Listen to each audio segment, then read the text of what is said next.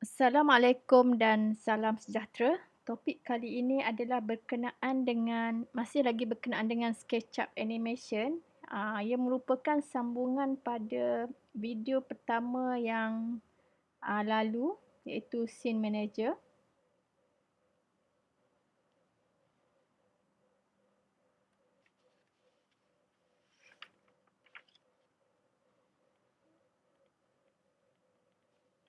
Okay, untuk topik kali ini merupakan property to save.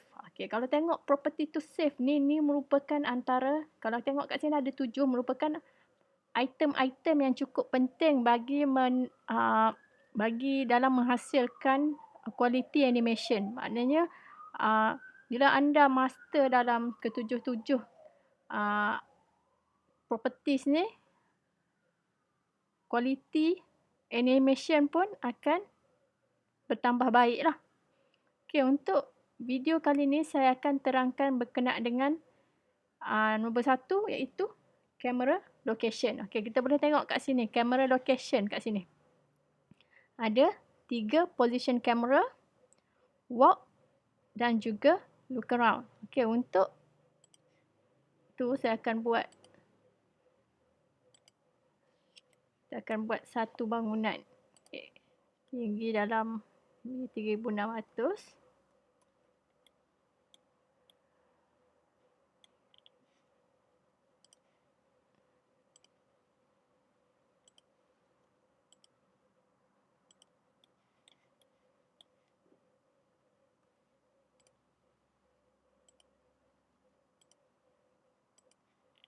Okay, so kita andaikan ni merupakan satu bangunan. Okay, kemudian kita pergi kepada first position camera. Maknanya kedudukan kamera, macam mana kita nak letak ataupun di mana kita nak letak kamera kita. Okay, macam saya akan letak di sini. Okay, di sini. Dan kemudian boleh tengok pada bahagian kanan ni ada eye height ataupun eye level, iaitu kedudukan ketinggian mata kita. So, kita akan ambil standard macam tu, maybe dalam 1,500. Okay.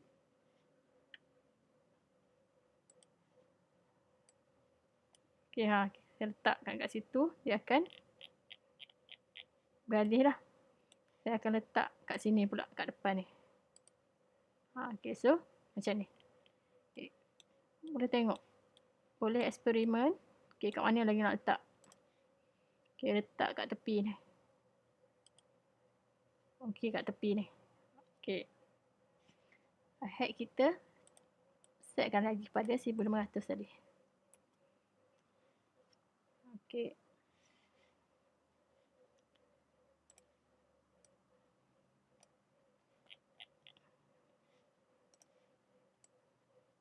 Okay, kemudian tengok. Bila saya tekan ikon tu dah, kemudian drag sampai keluar garis putus-putus ni, saya akan pergi pada maybe kat tengah ni. Okay, so maknanya dia akan bawa kita daripada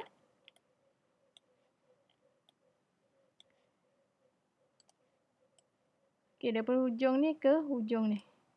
Okay.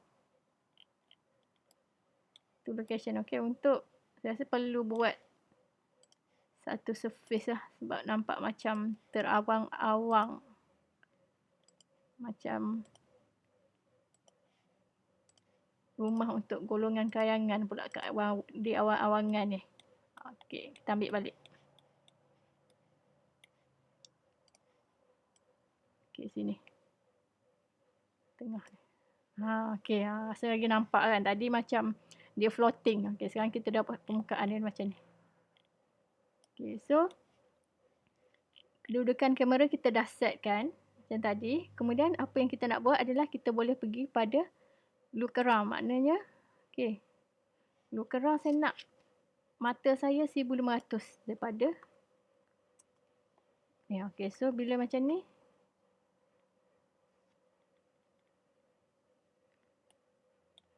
kita klik. Nampak? Maknanya Dia bergerak-gerak maknanya seolah-olah macam kita pandang lah. Kita pandang bangunan tu. Kalau kita pergi ke kiri, dia akan nampak view macam ni. Pergi ke kanan, view macam ni.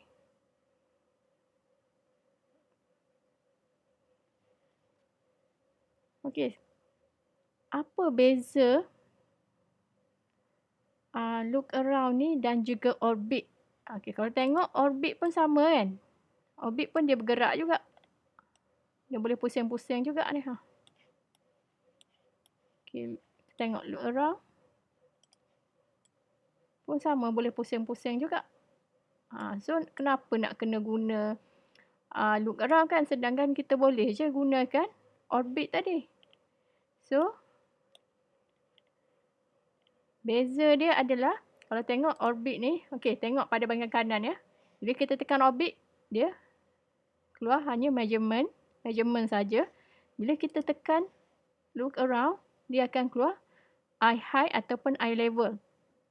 Dan untuk animation ni, pentingnya eye level ni supaya viewers ataupun audience yang tengok animation tu berada dalam scale yang betul lah. Maknanya tak terlampau, orang cakap, kalau eye level ni biasa dalam 1500. So, memang secara praktikalnya kita kenalah setkan pada 1500. So, bila kita pandang, kita berada di lokasi ni, kita pandang, so eye level manusia 1500. So, pandangan ni yang akan dapat dilihat oleh mata kasar viewers ataupun audience lah. Okey. Satu lagi, bila kita gunakan look around,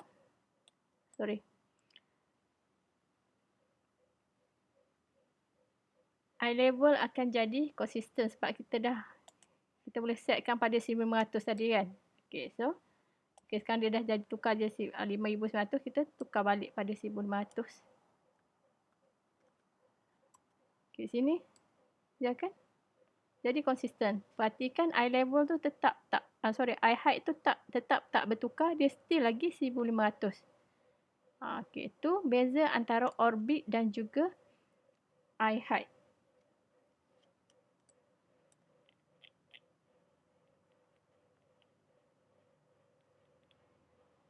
Kemudian yang ketiga, kita gunakan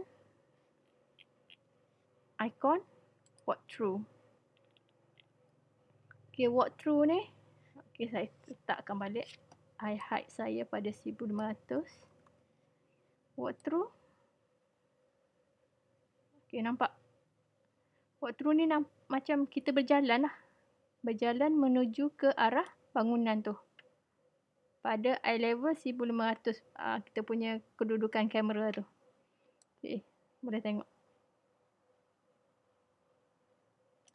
Okey. Lagi sekali saya tunjuk. Okey, perhatikan pada, okey, set balik.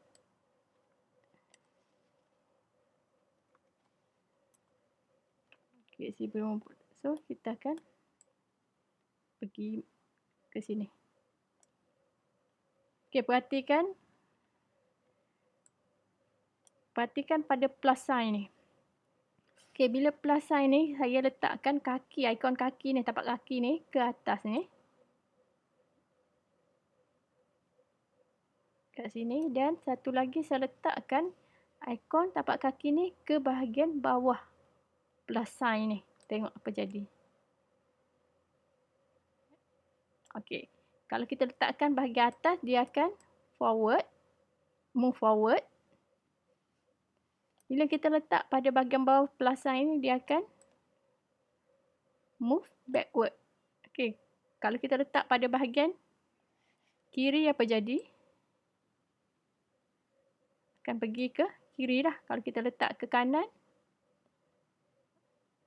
Okey. Okey, satu lagi.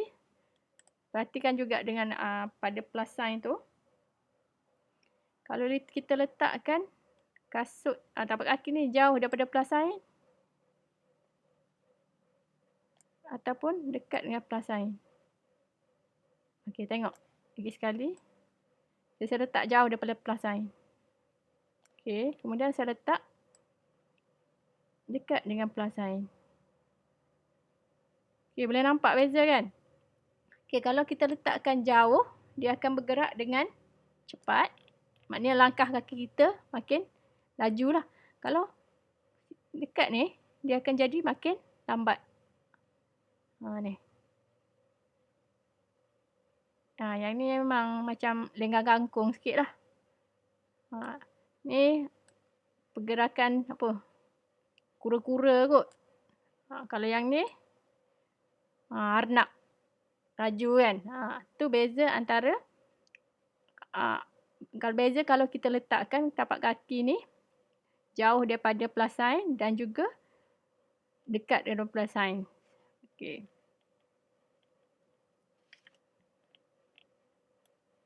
Okey, kemudian saya nak tunjukkan lagi. Okey, cara macam mana, macam tadi kita buat secara random.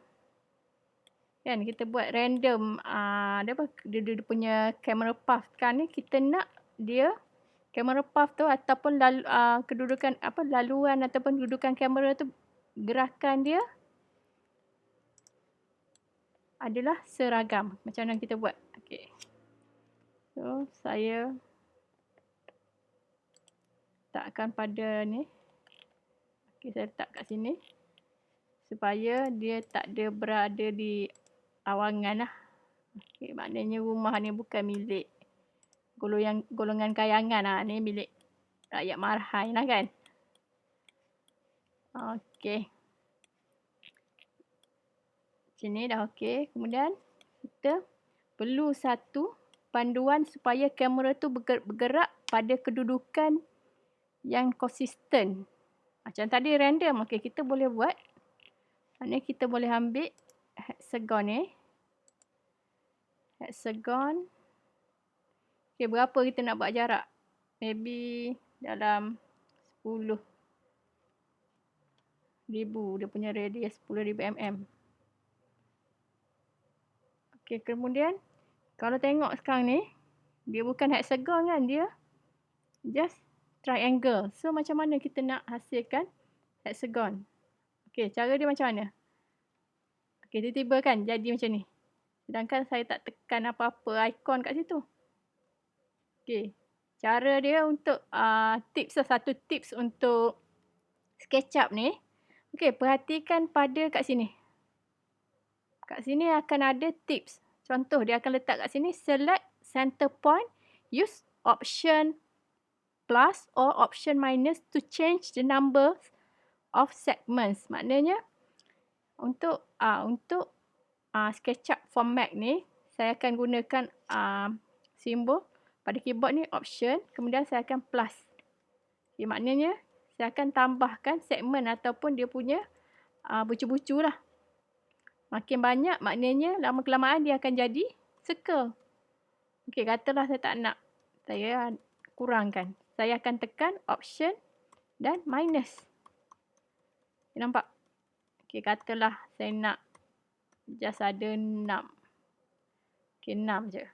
Okey, tu kalau untuk SketchUp for version Mac, kita akan gunakan option. Kalau untuk Windows, kita tekan Alt dan kemudian plus minus lah. Okey, kita dah hasilkan 6. 6 segmen ataupun 6 segmen ni membawa maksud 6 angle nantilah.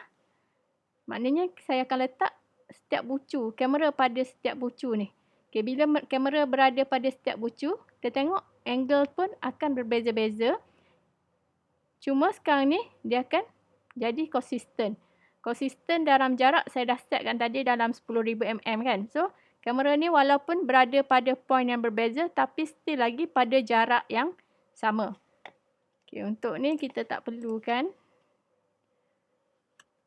solid, kita just nak dia punya edge je.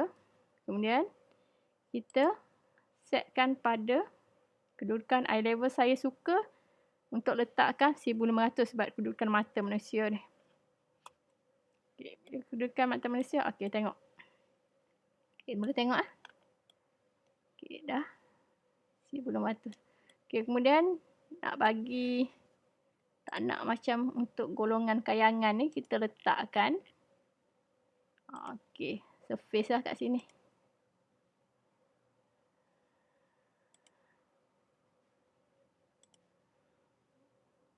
Dia kurang lah.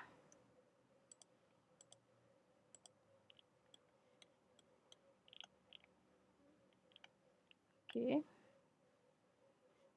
Okay, first thing first, untuk memudahkan kerja sebab ada banyak surface kat sini, saya akan, biasa saya suka jadikan group. Supaya bila saya select tadi, saya tak tertinggal apa-apa surface lah ataupun edges. Okay. Kemudian,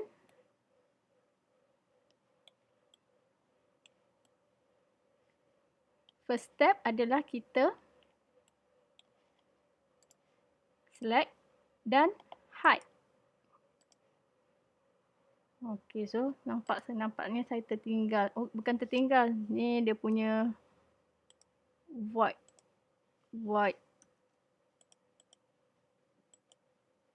tanah kita lah, rumput. Okey. So, kita akan letakkan, okey. Tolong ambil perhatian bila kita tekan position camera, kita letakkan satu point. Okey. Jangan lepaskan, sebaliknya drag sampailah keluar origin ni. Okey. Okey, dalam video tadi saya dah tunjukkan bila kita drag position camera tu, dia akan membawa kita ke view tu. Okey, samalah yang ni.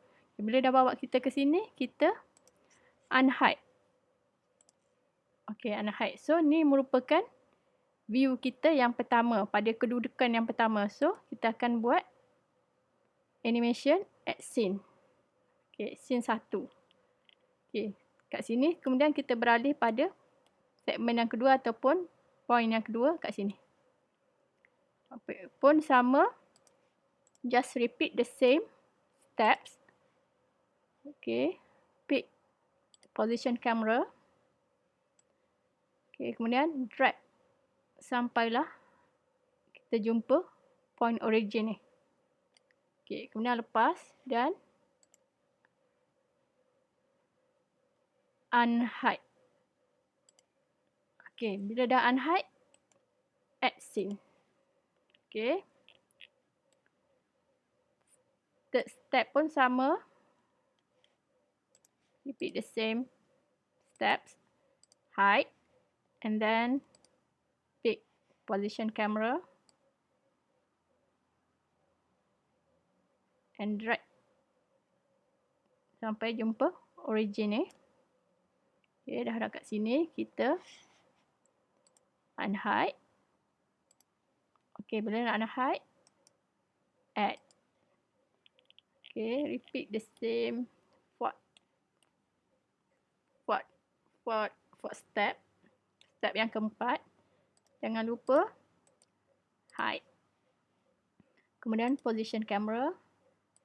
Drag sampai jumpa origin. And sampai dah kat sini, baru kita buka balik rumah tadi. Unhide lah maksud dia. Unhide. Okay, jangan lupa add scene keempat. Maknanya ada 4 view lah. Okay. View yang kelima kat sini pula. Okay. Hide.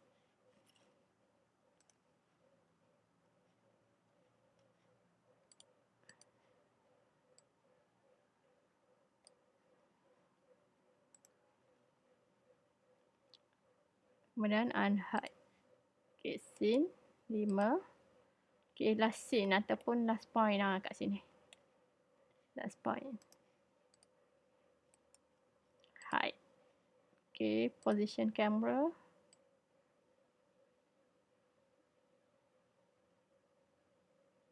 Okay, drag sampai origin. Okay, unhide. Then add. Okay, sekarang kita tengok. Kita cuba play.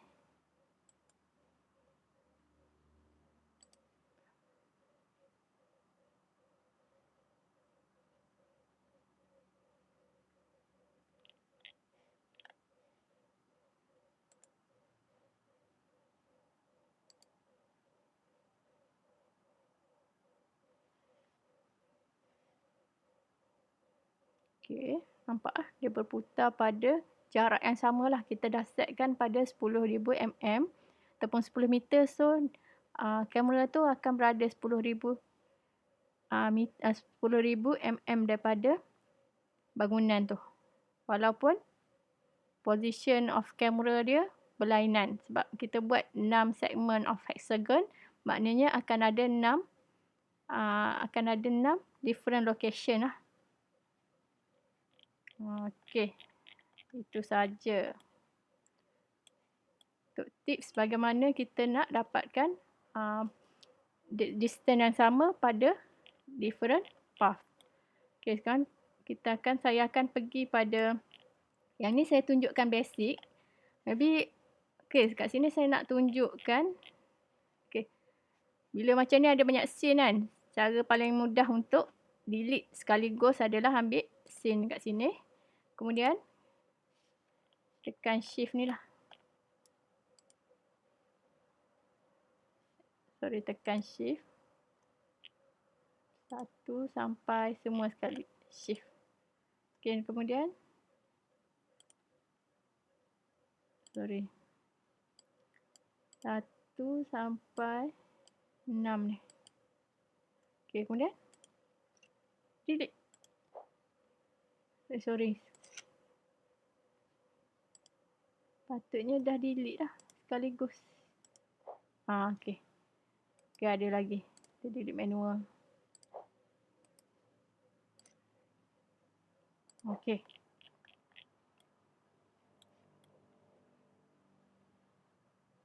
Okey. Ni exterior. Saya nak tunjukkan yang macam mana kita boleh gunakan position of camera tu bila berada dalam bangunan. Maknanya interior images lah. Okey, saya akan pergi pada design saya untuk saya akan pergi pada design saya untuk 3D bilik KP. Okey, agak lama loading sebab file tu agak berat dah.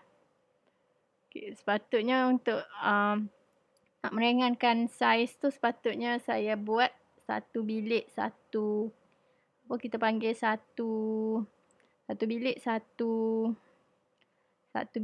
file lah. Tapi sebabkan saya malas lah, saya nak cepat. Saya buat semua bilik tu dalam satu file sahaja. Ni tak boleh ikut lah. Okay, orang tengok kat sini banyak kan. Okay, boleh tengok ni. Okay.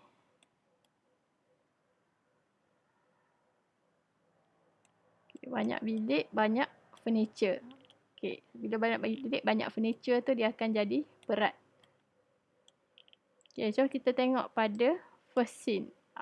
Sebab banyak sangat, kita kena klik sampai sini. Scene 1.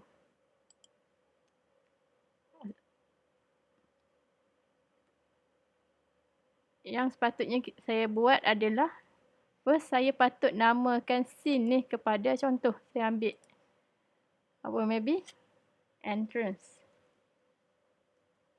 Supaya senang saya nak trace scene tu, berada location kat mana kan. Okay. Kat sini cuba kita letak walk. Okay. Okay, katalah walk kat sini. Boleh tengok.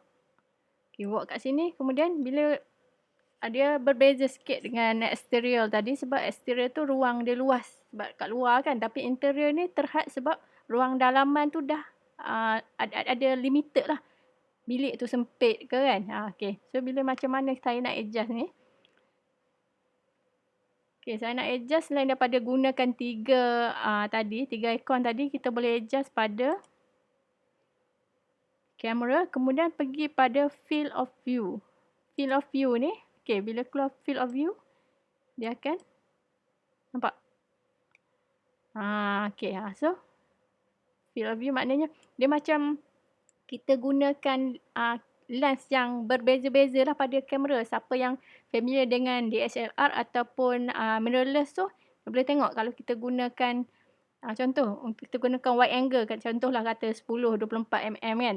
Bila wide angle tu, dia punya pandangan ataupun keluasan pandangan tu akan jadi lagi luas. Sama lah dengan yang ni, field of view ni. Okey, tapi perlu diingat bila kita gunakan field of view, kemudian awak adjust lah. Kat sini ataupun, okey, mana mata tadi. Mata look around tadi kan. Okey. Okey, look around ni saya nak buat, mestilah eye level. Okey, so 1500 pada ni pandangan 1500. Kemudian kita syar-syar kiri kanan. Tengok. Ada yang menarik tak? Okey, saya rasa saya nak fokus pada Saya nak fokus pada success story ni. Okey. So, kita akan pergilah kat sini. Ataupun saya nak fokus pada kat sini. Saya gunakan orbit sikit. Oops.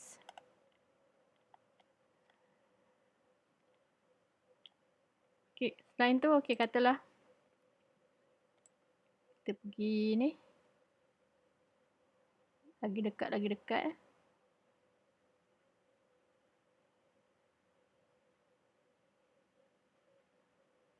Okey. Okey. Kemudian perasan tak? Bila kita langgar dinding, dia akan keluar macam no entry kan, dia punya simbol tu kan. Maknanya kita dah terlanggar dinding. Macam mana kita nak pergi?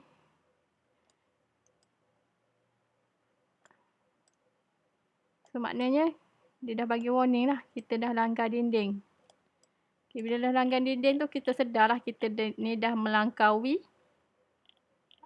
Tak ada melangkaui, kita melangkaui ruang lah. Okey.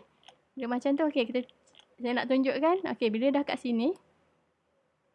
Okey, ni macam ni. Saya nak wide angle.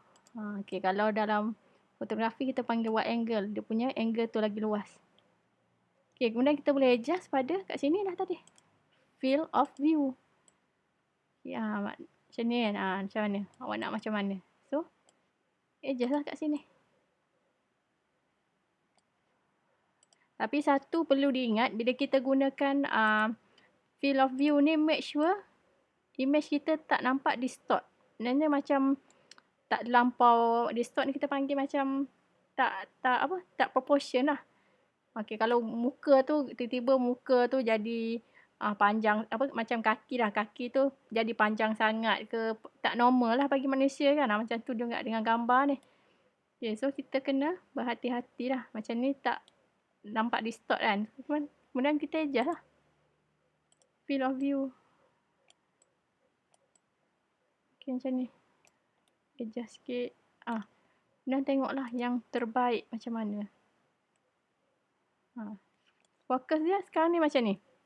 Apa yang bila kita ambil view sesuatu, sudut kita satu, tak kisahlah interior ke exterior, dia punya tips sebenarnya apa yang kita nak fokus.